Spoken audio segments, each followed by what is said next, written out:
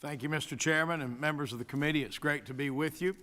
And let me first start off by thanking this committee and its work to deal with a lot of issues I know that are there. And from what I hear, probably one of the biggest issues facing agriculture right now are input cost. I hear that from, particularly from row crop farmers, but I also hear it from folks who are dealing with, with animals.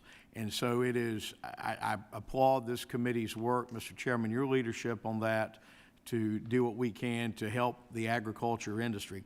In my home state, agriculture is the leading industry in the state, full stop. So very proud of where we are in North Carolina, but understand the issues facing our country, and I wanted to thank this committee for its work on that.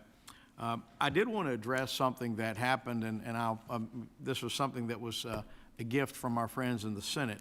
As you recall, as a part of the government funding package that ended the shutdown, the bill included some major changes to the federal hemp policy without industry input and really without any stakeholder involvement. Specifically, it changed the federal definition and regulation of hemp-derived products. These changes were made completely outside of regular order. There were no hearings, no stakeholder engagement, and no meaningful debate. As enacted, this new law would effectively eliminate over 95% of North Carolina's hemp industry and put more than 220,000 American jobs at risk. It would have major consequences for small businesses and farmers in North Carolina and across the country. This very committee was at the heart of enacting the hemp provisions in the 2018 Farm Bill that this one provision just whole cloth essentially eliminated. I can tell you that farmers in North Carolina have relied on this framework for the past several years. They've invested in land, capital, et cetera, as well as retail operations. They entered this industry in good faith, followed the rules and guidance set out in the Farm Bill.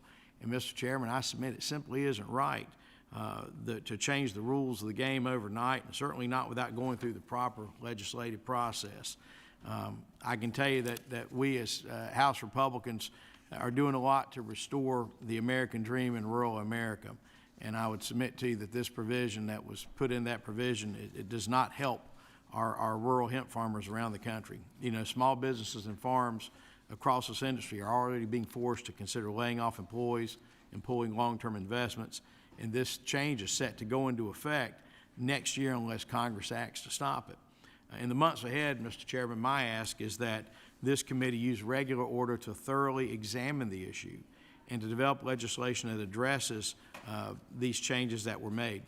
The Agriculture Committee is the appropriate venue to evaluate the full scope and impact, to hear directly from our farmers and determine the best path forward.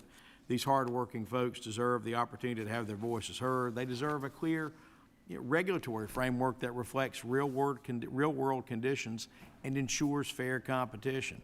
I look forward to working with this committee and stand ready to serve as a resource and a partner as you take up this issue. I do believe, Mr. Chairman, there are ways to address any of the criticisms that are out there and to do so in a more effective way than what was put upon us in that provision. Like everyone here, it was put into a bill to reopen the government. I voted for it because we needed to reopen the government. But that doesn't mean we can't go back and fix this. This committee did a lot of work on the Farm Bill in 2018, and it's opened up a lot of opportunities in agriculture that not only in my home state of North Carolina, but across the country.